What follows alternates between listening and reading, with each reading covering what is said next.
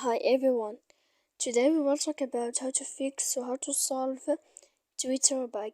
To know how to fix or how to solve Twitter bug, you should just go to settings like this. You will click. After that, in this page, you will go to apps, default apps, app settings.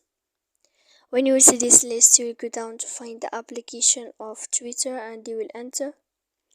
Then in this page, you will go to click for stop. When you will end this, you will enter to storage.